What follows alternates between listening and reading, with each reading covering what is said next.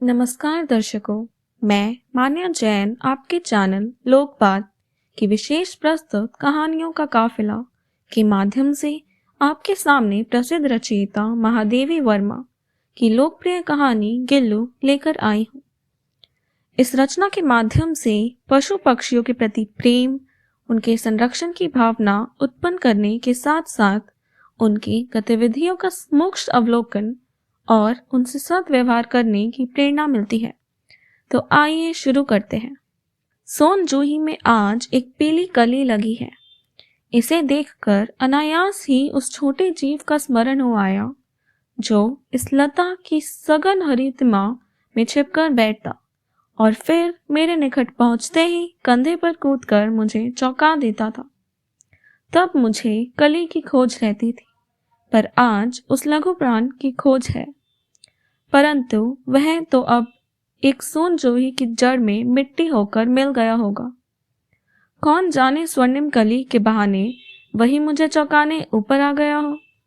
अचानक एक दिन सवेरे कमरे में बरामदे में आकर मैंने देखा 2 कौवे एक गमले के चारों ओर चोंचों से छुआ-छुओवल जैसे खेल रहे हैं। यह काकभूषणी भी विचित्र पक्षी है, एक साथ समादरित अनादरित, अति सम्मानित अति अवमानित।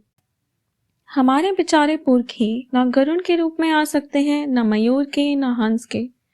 उन्हें पितर पक्ष से हमसे कुछ पाने के लिए काक बनकर ही अवतीर्ण होना पड़ता है। इतना ही नहीं, हमारे दूरस्थ परिजनियों को भी अपने आने का मधु संदेश इनके कर्कश स्वर में ही देना पड़ता है। दूसरी ओर हम कौवा और काव काव करने को अवमानना के अर्थ में ही प्रयुक्त करते हैं। मेरे काक पुराण के विवेचन में अचानक बाधा आ पड़ी, क्योंकि गमले और दीवार की संधि में छिपे एक छोटे से जीव पर मेरी दृष्टि रुक गई।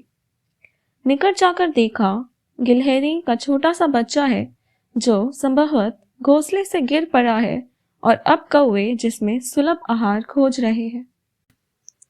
काकत्रौवे की चोंचों के 2 घाव उस लघु प्राण के लिए बहुत थे, अतः वह निश्चेष सा गमले में से चिपट पड़ा था। सबने कहा कौवे की चोंच का घाव लगने के बाद यह बच नहीं सकता, अतः इसे ऐसे ही रहने दिया जाए। परंतु मन नहीं माना। उसे हौले से उठाकर अपने कमरे में लाई, फिर रुई से रक्त पोंछकर घाव पर पेंसिलिन का मरहम लगाया। रुई की पतली बत्ती दूध से भिगोकर जैसे जैसे उसके नन्हे से मुंह में लगाई, पर मुंह खुद और दूध की बूंदें दोनों ओर धुलक गई। कई घंटे के उपचार के उपरांत उसके मुंह में एक बूंद पानी टपकाया जा सका। तीसरे दिन वह इतना अच्छा और आश्वस्त हो गया कि मेरी उंगली अपने दोनों नन्हे पंजों से पकड़कर नीले कांच के मोतियों जैसी आंखों से इधर उधर देखने लगा। 3-4 मास में उसके स्निग्ध रोए, झब्बेदार पूंछ और चंचल झमकीली आंखें सबको विस्मित करने लगी। हमने उसकी जातिवाचक संज्ञा को व्यक्तिवाचक का रूप दे दिया और इस प्रकार हम उससे गिल्लू कहकर बुलाने लगे। मैंने फूल रखने की एक हल्की डलिया में रुई बिछाकर उसे तार से खिड़की पर लटका दिया। वही 2 वर्ष गिल्लू का घर रहा। वह स्वयं हिलाकर अपने घर में झूलता और अपनी कांच के मनकों सी आंखों से कमरे के भीतर और खिड़की से बाहर न जाने क्या देखता समझता रहता था। परंतु उसकी समझदारी और कार्यकलाप पर सबको आश्चर्य होता था। जब मैं लिखने बैठती तब अपनी ओर मेरा ध्यान आकर्षित करने की उसे इतनी तीव्र इच्छा होती थी कि उसने एक अच्छा उपाय खोज निकाला। वह मेरे पैर तक आकर सर से पर्दे पर चढ़ जाता और फिर उसी तेजी से उतरता। उसका यह दौड़ने का क्रम तब तक चलता जब तक मैं उसे पकड़ने के लिए न उठती। कभी मैं गिल्लू को पकड़कर एक लंबे लिफाफे में इस प्रकार रख देती कि उसके अगले दो पंजों और सिर के अतिरिक्त सारा लघुगात लिफाफे के भीतर बंद रहता। इस अद्भुत स्थिति में भी कभी कभी घंटों मेज पर दीवार के सहारे खड़ा रहकर वह अपनी चमकीली आंखों से मेरा कार्यकलाप देखा करता। भूख लगने पर चिक चिक करके मानो वह मुझे सूचना देता और काजू या बिस्किट मिल जाने पर उसी स्थिति में लिफाफे से बाहर वाले पंजों से पकड़कर उससे कुतरता। फिर गिल्लू के जीवन का प्रथम बसंत आया। नीम चमेली की गंध मेरे कमरे में हौले हौले आने लगी। बाहर की गिलहरियां खिड़की की जाली के पास आकर चिक चिक करके न जाने क्या कहने लगी। गिल्लू को जाली के पास बैठकर अपने पन से बाहर जागते देखकर मुझे लगा कि इसे मुक्त करना आवश्यक है। मैंने कीले निकालकर जाली का एक कोना खोल दिया और इस मार्ग से गिल्लू ने बाहर जाने पर सचमुच ही मुक्ति की सांस ली। इतने छोटे जीव को घर में पले कुत्ते बिल्लियों से बचाना भी एक समस्या ही थी। आवश्यक कागज पत्रों के कारण मेरे बाहर जाने पर कमरा बंद ही रहता है। मेरे कॉलेज से लौटने पर जैसे ही कमरा खोला गया और मैंने भीतर पैर रखा, वैसे ही गिल्लू अपने जाली के द्वार से भीतर आकर मेरे पैर से सिर और सिर से पैर तक आने लगा। तब से यह नित्य का क्रम हो गया। मेरे कमरे से बाहर जाने पर गिल्लू भी खिड़की की खुली जाली की राह बाहर चला जाता और दिन भर गिलहरियों की झुंड का नेता बना हर डाल पर उछलता कूदता रहता और ठीक 4 बजे वह खिड़की से भीतर आकर अपने झूले में झूलने लगता। मुझे चौंकाने की इच्छा उसमें न जाने कब और कैसे उत्पन्न हो गई थी। कभी फूलदान के फूलों में छिप जाता, कभी पर्दे की चुन्नट में और कभी सोनजूही की पत्तियों में।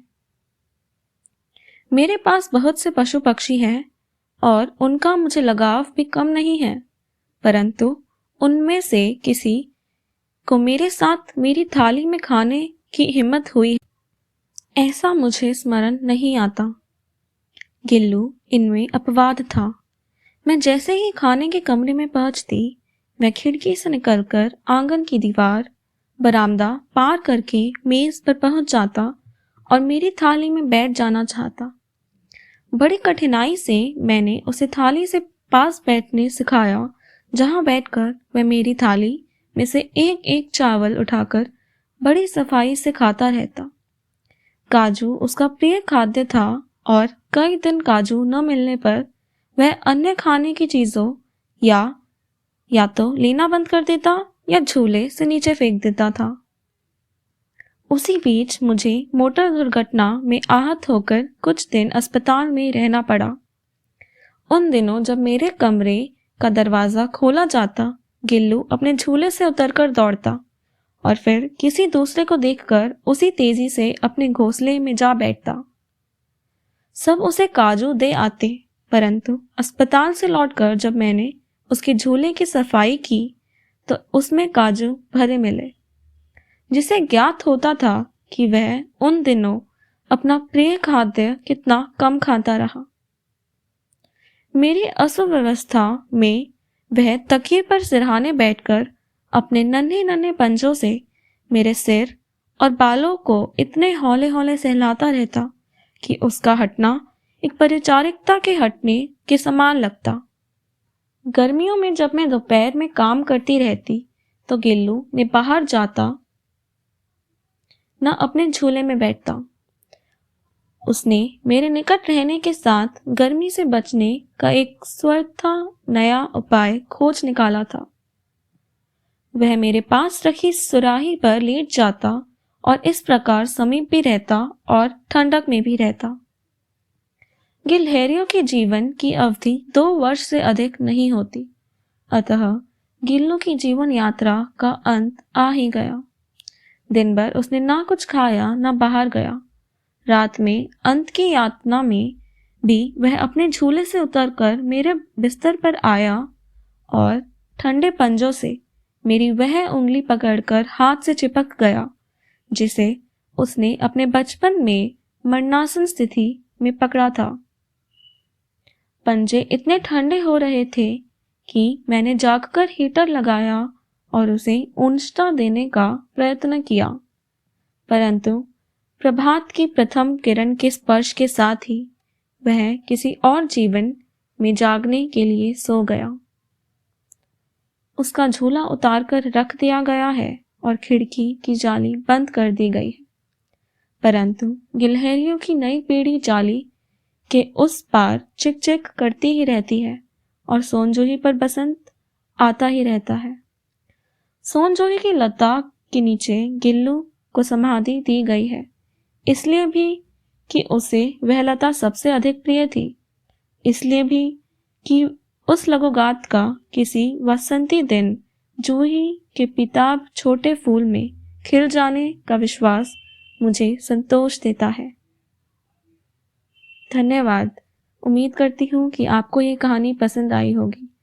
आपको ये कहानी कैसी लगी कमेंट्स में ज़रूर बताइए और लोग बात को सब्सक्राइब कीजिए।